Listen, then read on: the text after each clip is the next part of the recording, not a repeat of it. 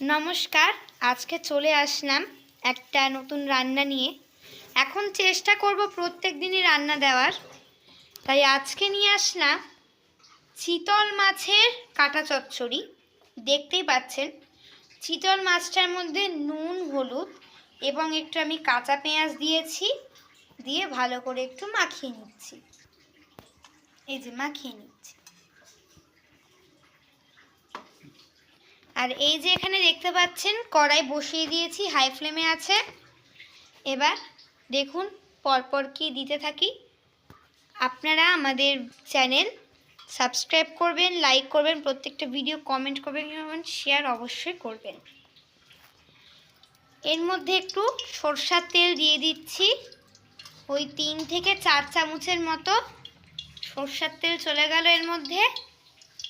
তো দেখুন এবার এর মধ্যে ময়া মাছের এই মাথার পিসগুলো দিয়ে দিন।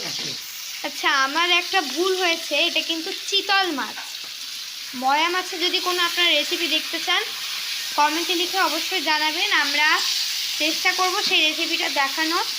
কারণ কি আমাদের আরেকটা নতুন রেসিপি আসবে, সেটা ময়া মাছের, সেই কারণে একটু ভুল করে ময়া মাছ বলে দিয়েছি, কিন্তু আসলে কিন্তু এটা চিতল মাছ, আপনারা দেখতেই পাচ্ছেন। এইবারে নুন হলুদ এবং কাঁচা পেঁয়াজ মাখানো ময়া মাছটা দিয়ে দিচ্ছি, চিতল মাছটা আমি দিয়ে দিচ্ছি। এইবার এটাকে একটু ভালো করে নাড়িয়ে নিতে হবে। হ্যাঁ, আপনারা দেখতেই পাচ্ছেন এটা কিন্তু হাই ফ্লেমে রাখতে হবে, হাই ফ্লেমে রেখেই ভাজা ভাজা করবেন, এটা ভালো হবে।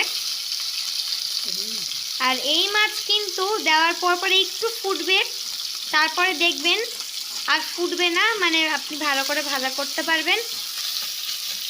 এটা কিন্তু আসলে কাটার দিকটাই নেওয়া হয়েছে, কারণ এটা কাটা চচ্চড়ি যেহেতু। এবারে মাছটা ভেজে আমি তুলে নিয়েছি, এই দেখুন। এরপর তেল একটু আমি এক্সট্রা দিয়েছি, 2 চামচ মতো। তারপরে একটু কালো জিরে দিয়েছি, আর কাঁচা লঙ্কা চিড়ে রেখেছিলাম সেটাও দিয়েছি। দিয়ে এর মধ্যে পেঁয়াজ কুচি, এই যে পেঁয়াজ কুচি আছে, পেঁয়াজ কুচি দিয়ে দিচ্ছি।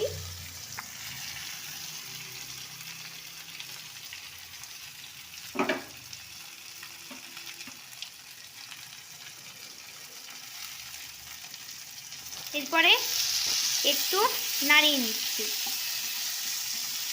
এরপর এর মধ্যে এরকম মানে লম্বা লম্বা করে, হ্যাঁ, পেঁয়াজ কুচিটা একটু ভাজা ভাজা হয়ে গিয়ে